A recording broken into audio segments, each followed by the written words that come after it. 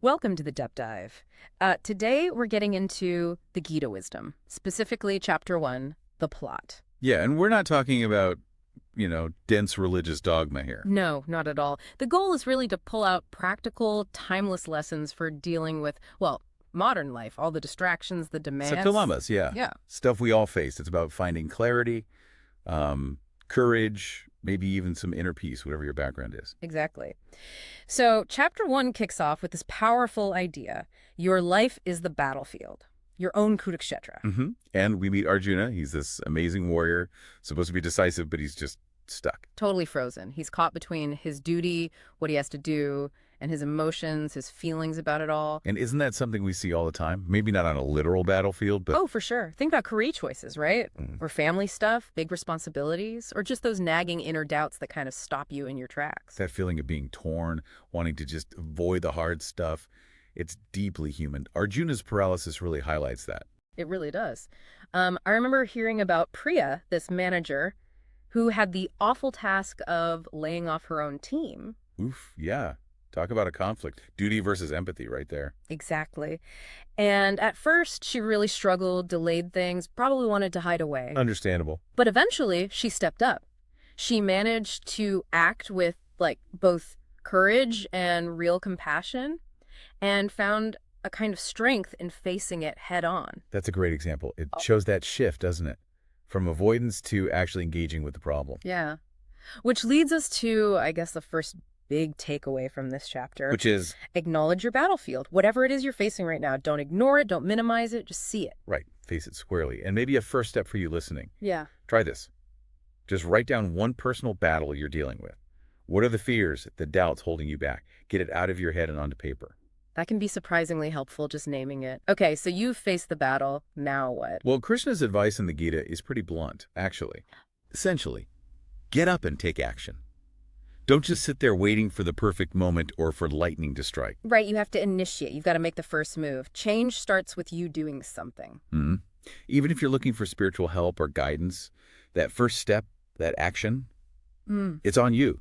It's almost like the universe meets you halfway, but you got to start walking.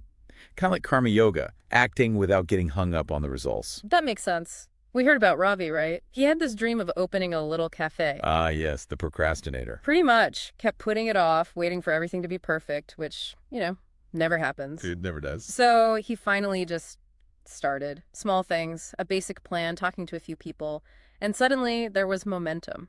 And didn't he say the hardest part was just getting started, overcoming that initial inertia? Exactly what he said. So for you listening, maybe the next step is... pick one tiny, immediate action you can take today towards that battle you identified. Just one small thing.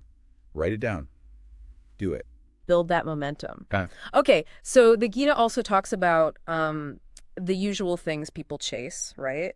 Pleasure, wealth, even fulfilling your duty. Kama, artha, dharma. Yeah, it acknowledges they have value, they're part of life. But they don't bring lasting happiness because they're temporary, they change, they disappear. And that's the key insight, isn't it? Recognizing the limits of external stuff for fulfillment. It's not about rejecting them entirely, but understanding they won't provide that deep, lasting contentment. Like Anita's story. Climbed the corporate ladder, got the big job, the money. Good and happy, right? You'd think. But the satisfaction was kind of fleeting. Yeah. Yet she found this profound joy volunteering, mentoring kids. Interesting contrast. It makes you reflect, maybe ask yourself, which of those things, pleasure, wealth, duty, takes up most of your time and energy? And how truly satisfied does it leave you deep down? Which points towards the Gita's core teaching here. There's an inner source of happiness, the Atman. Your true self, kind of. Beyond the ego, beyond the day-to-day ups and downs. Exactly. That real, sustainable joy, peace, meaning. It's already within you. You don't have to constantly chase it outside. It's about shifting your focus inward, like Samir going through that really stressful divorce. Right. He started practicing mindfulness, meditation. And he found this inner quiet space. He realized his peace wasn't actually dependent on whether his external life was perfect or falling apart. That's powerful. And you can start exploring this too. Maybe try spending just 5 minutes in silence today. Focus on your breath. Just notice what's there, that inherent calm beneath the surface. Nice. And the Gita offers different ways to connect with this, right? The 4 paths, the yogas. Karma yoga, selfless action, doing work as an offering. Bhakti Yoga, the path of devotion, love. Jnana. Yoga, that's the path of knowledge, wisdom, understanding. And Raja Yoga, the path of meditation, mind control. And you don't have to, like, pick just one and stick to it rigidly. Not at all. Often people find elements resonate from different paths. It's about finding what works for you, what feels authentic. We heard about Mira, the teacher. She was feeling totally burned out. Until she applied Karma Yoga. Yeah. Seeing her teaching not just as a job, but as service, offering up her actions. And letting go of needing constant praise or specific outcomes, her stress went way down. Her mantra became, do your best and let go of the rest. Love that. So maybe think about which path sparks a little interest for you. Action, devotion, knowledge, meditation. Could you research one small practice related to it? And a key point here is integration, right? The Gita isn't about running away to a cave. Definitely not. Krishna tells Arjuna to fight, to engage. It's live fully and serve wisely. Bring this awareness into your work, your family, your life. Like Suresh, the busy dad and project manager, he used Karma Yoga principles to be more present in all his interactions, finding more harmony. So maybe another thing to try.